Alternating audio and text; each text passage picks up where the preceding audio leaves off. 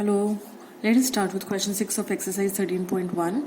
The question says that a medicine capsule is in the shape of a cylinder with two hemispheres stuck to each of its ends. The length of the entire capsule is 14 mm and the diameter of the capsule is 5 mm. Find its surface area. तो आपको एक capsule दिया गया है जिसकी shape एक cylinder की जैसी है विद टू हेमिस्फेरिकल एंड्स. दो हेमिस्फेयर्स हैं जो इसके दोनों एंड्स पर स्टक है. ठीक है. The length of the entire capsule is 14 mm. Capsule की पूरी full length is 14 mm and the diameter of the capsule is 5 mm. और ये जो कैप्सूल है इसका diameter is 5 mm.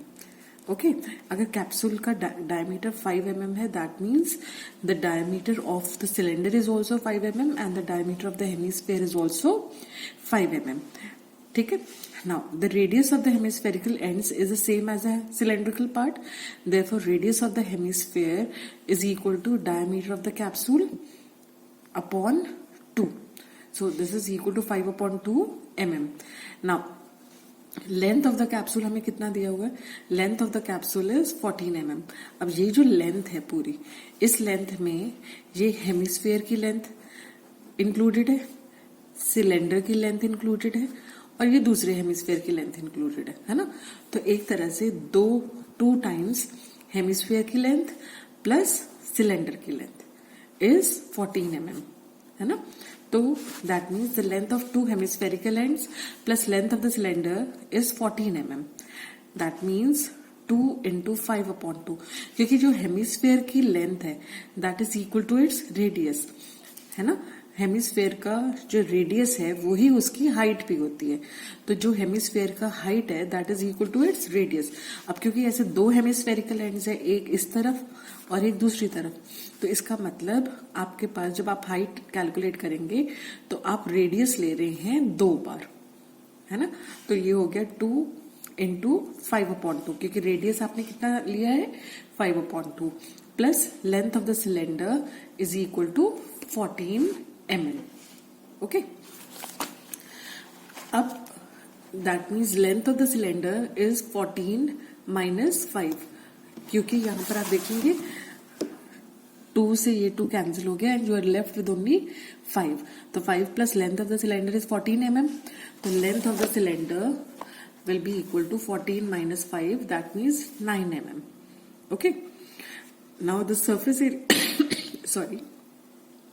Now the surface area of the capsule is equal to the curved surface area of the cylinder plus the curved surface area of the two hemispherical ends. अब जो आपका capsule है, अगर आपको इसका capsule का curve surface area निकालना है तो ये आपको जो सिलेंड्रिकल पार्ट है इसका कर्व सरफेस एरिया निकालना है क्योंकि इसका अंदर से कोई पोर्शन तो विजिबल है नहीं है ना. तो सिर्फ मुड़ा हुआ पोर्शन जो बाहर का है वो दिख रहा है प्लस ये जो हेमिस्फेयर के 2 कर्व सरफेसेस हैं वो दिख रहे हैं. इसलिए surface area of the capsule will be equal to the curved surface area of the cylinder plus curved surface area of the two hemispherical ends. So curved surface area of the cylinder क्या होता है 2 pi r h plus curved surface area of the two hemispherical ends is 2 pi r square. तो 2 into 2 pi r square. तो आपके पास आ जाएगा, अगर 2 pi r हम common ले लें दोनों में से तो यहाँ पर 2 pi r कॉमन लेने पर आपके पास फर्स्ट टर्म में बचा h प्लस यहां से अगर 2 pi r कॉमन ले लिया तो 2 और यहां से एक r है ना. So this is equal to 2 pi की वैल्यू 22/7 रेडियस इज 5/2 ब्रैकेट में h भी कैलकुलेट. h यहां पर is the height of the cylinder है ना. तो हाइट ऑफ द सिलेंडर कितनी है हमारी 9 mm. क्योंकि आप देखिए ये formula 2 pi r h is the curve surface area of the cylinder. तो इसलिए हाइट भी यहाँ सिलेंडर की ही कंसिडर करनी है हमें. तो इसलिए हाइट यहाँ पर आप क्या लेंगे 9 जो हाइट ऑफ द सिलेंडर है. Okay. Plus 2r 2 into r is 5/2. अब रेडियस दोनों केसेस में सेम है, चाहे आप सिलेंडर का कंसिडर करें चाहे हेमिस्फेयर का, radius is the same for both the figures. इसलिए आप यहाँ पर देखेंगे जब कैलकुलेट करेंगे तो ये 2 is 2 से कैंसिल हो गया और सिमिलरली ये 2 is 2 से कैंसिल हो गया. तो यू हैव 22/7 into 5 ब्रैकेट में 9 plus 5. So this is equal to 22/7 into 5 into 14. 9 plus 5 is 14. Now 7 2s are 14. So you have 22 into 5 into 2.